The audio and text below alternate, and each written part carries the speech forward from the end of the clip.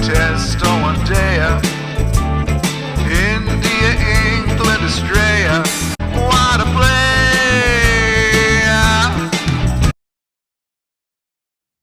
Welcome back, everybody, to the kickoff of T20 5-match series between India and England. The Test series got over, and the first T20 just got over. So, to talk about all today, what happened, how did India cope, and what did England do? We got Sanjay back in today on the show. Welcome, Sanjay. Hi, Suman. Hi, everyone. Great. So, India got thrashed in the first match. Complete shocker. So, walk us through what happened today. So, obviously, this is a long 5-match bilateral series. India lost the toss. I think toss was really key. India went in with 3 spinners and 2 fast bowlers, whereas England went in with just 1 spinner. That was Adil Rashid.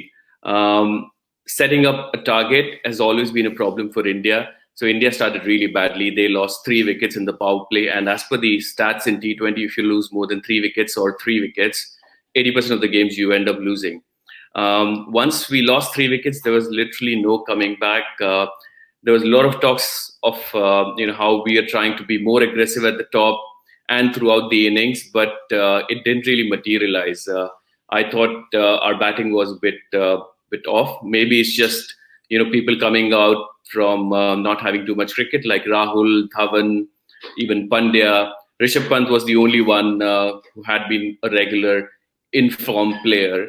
Apart from that, it was really one of the most boring games I can ever recall India being involved in. So yeah, quite disappointing overall. From England's perspective, absolutely clinical performance. This is near perfect how they played this game. I think the start was slightly strange. Let's talk about the selections. And Purwan Modi is interested why Rohit wasn't picked, especially after a press conference of Rohit and KL are going to start. What happened there? Am I missing something? Is he not well? Yeah, so India obviously recently has started announcing their team combination, sometimes playing 11 much earlier than the game begins. And it was surprising that they went ahead with 2 openers who haven't had too much cricket. If anything, I thought Shikhar Dhawan was the one we would have probably dropped or rested for the first few games, and maybe got someone new like maybe Ishan Kishan or Surya Kumar Yadav. Because what I was expecting from Team India is that we are going to look into new players, not just rotate the 3 existing openers around.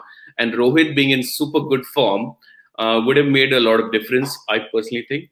But then, I mean, they tried something. It seems there's a lot of confusion, but I can't imagine he'll be coming back for the second game because he's clearly been rested for the first 2. But it was a bit surprising that they went ahead with that, considering that, you want to start well in the first few matches of the series, and then maybe look to rest players when you regain confidence or are leading 3 or 2 games ahead. Yeah. Couple of positives though. Rishabh Pant coming number 4, which was a great move. His shot to James Anderson would be remembered for a long time. But what he did to Jofra Archer today was absolutely unreal. When he actually hit the shot, or when he was playing the shot, his eyes were closed. That was completely unreal. It went for 6. That was the highlight of the game, I thought, from the Indian innings. Apart from Shreyas Iyer also playing decently well. Yeah, it was a fantastic shot, and I did not expect he will pull it off again. And I think he wanted to prove a point that he can play with any bowler, reverse scoop. But great, I mean, great for Indian cricket. Hopefully, he continues playing the way he does. Second positive is Shreyas Iyer. I call him as a future India captain, especially on white ball. What an innings, man! High quality. His shots, his composure, fantastic. What did you think? Absolutely. I think of all the people, the names being thrown around of who could make way for Surya Kumar Yadav and Ishan Kishan, Shreyas Iyer and Shikhar Dhawan were the ones being discussed. Shreyas Iyer had difficult time in Australia. He got a few short ball which we couldn't capitalize on, and there was word going around that he's not that great against short ball. But today's innings was absolutely brilliant, because had he failed for a couple of games, I think Surya Kumar Yadav or Ishan Kishan would have straight away got to look in. And who knows? Once you lose your place, people start performing, and you never look back. But yeah, he's got great composure, and as you mentioned, leadership qualities as well.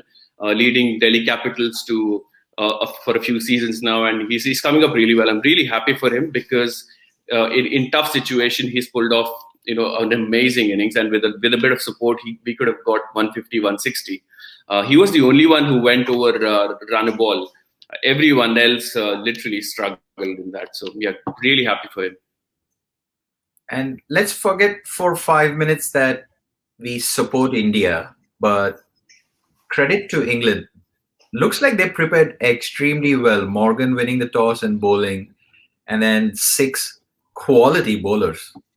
So what I found really interesting was when Owen Morgan was asked, do you see India as the team to beat? And he said, yes, India are the favourites. And when the same question was asked to Virat, he said that England are the team to beat, and rightly so. England are the team to beat, I think. If you look at their plans, how they've designed their rotation policy, etc., it's all around this white ball cricket. They want to win this T20 World Cup and the next one as well. And they've got superb bench strength. I think, they will. I would be surprised if they do not make it to the top 4 this T20 World Cup as well as the next T20 World Cup. India have a lot of catching up to do, I think. Yeah, definitely. Especially the bowling. And I brought up the fast bowler speed. Mark Wood, ultra impressive. I don't know why he was not in test. Maybe he's a T20 specialist, but 150 clicks is super, super fast. Yeah, I think there was in the English media there was talks around Mark Wood getting a game at some point because he's a good reverse swing bowler as well, and he bowls short spells. He's very prone to injury. He's a brilliant character. You have to follow him on his social on social media. He's absolutely brilliant character. All the bowlers 150, 145, even Chris Jordan ended up bowling like 140 plus, I think, in some. And compared to that, India had Bhuvneshwar Kumar coming back from injury, bowling medium pace. Shardul Thakur, he's never been too quick, but he can do decently well with the bat. And we went with 3 spinners. And to add to that, Washington Sundar, who's a renowned power play bowler, ends up getting a bowl after 10 or 12 overs, and the first ball he gets Jason Roy, ironically, who was batting since the start. So yeah, some of the tactics were a bit baffling, but it's just a T20, it's just one game. I'm sure India will come back. Yeah, a lot to think about for Shastri and Kohli. They definitely were caught off guard. The body language, especially when we were bowling, looked like we had no clue of what was going on. And I for a second thought Butler and Roy are going to clean this up in 8 overs, because those two, if they get going, it will be outstanding. And you're right. Purul Modi mentioned on the socials, you see, what are 3 spinners doing on such a bouncy track? Now, such a bouncy track is a hindsight statement, or we knew that the track was going to play for fast? I don't think it was such a bouncy track as such, but 3 spinners, considering that you're almost guaranteed to get some more amount of due if you're bowling second, is a bit of a luxury, to be honest. You will end up having to play with the seamers more often than not. That's why I think England's selection was much more balanced. I thought 2 spinners would have been fine. Either you would have dropped Akshar Patel, who's playing first white ball game in 3 years' time. So obviously they've just carried hope that his form from the test will carry through to the ODIs, but to the T20s. But I'm sure there will be some changes in the next coming games in the bowling side. Batting side, they might just continue with what they have and give people a chance. To be fair, if they're trying something, let's just try it for a couple of games and see if it's working or not, rather than just changing every game. Yeah. And Ajay PK rightly mentions how life changes from Test cricket to T20. Akshar Patel had a good leveler because Akshar was getting wickets of every alternate delivery and an over. Here, he was going for sixers every alternate delivery and an over. Yeah, to be fair, I mean, once you have 120 odd on the board, you can have literally the England bowling attack, defending that total, and they would be struggling the same way as we struggle. So, not surprised. The game was pretty much done in the first half. Second half was just a formality, apart from Washington Sundar getting upset with Johnny Bairstow for some reason. That's the only highlight from the second innings. So, yes. But England completely dominant, won by 8 wickets with 27 balls to spare. Sunday will be good fun. I mean, I like getting these kind of starts, especially from an Indian point of view, because it will test them.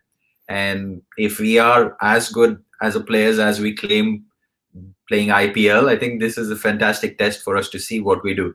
World Cup preparation Absolutely. aside, I think we have a team to beat England. Now, can they do is the question. Absolutely. And I actually don't mind having the top three guys failing, because otherwise, if the top three guys have keep scoring a lot of runs, the middle order is not getting exposed or tested. And similar to what 2019 World Cup showed us, on the league stages you can do what you want, but on the knockout stage you need some bench strength, some power hitting in the middle order. Otherwise, you could lose a game. So I'm fine with having all our batters tested, all the different situations thrown at us, and see where we go. So yeah, looking forward. Great. And a lot of cricket is going on across the globe, right? Afghanistan, Zimbabwe, Sri Lanka, West Indies, India, England. Meanwhile, there is an India women's tournament going on, the series between South Africa and India. And Mithali Raj becomes the first Indian woman to score 10,000 runs in international cricket. What an achievement!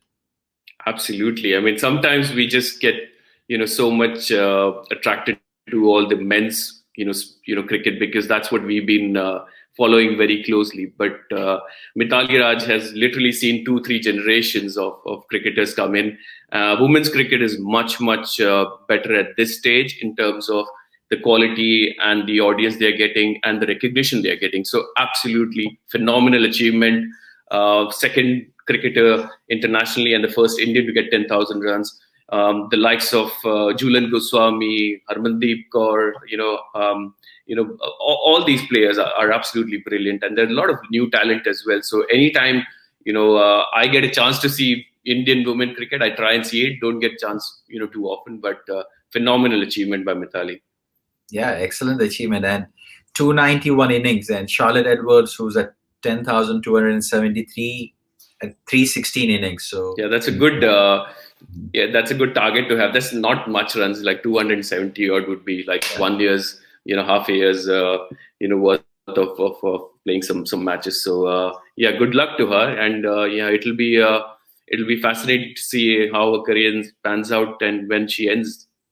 Yeah, big congratulations to Mithali Raj. We are proud of her being an Indian, and she's a character on the field as well. So more power to her, and hopefully she scales more heights. And excellent.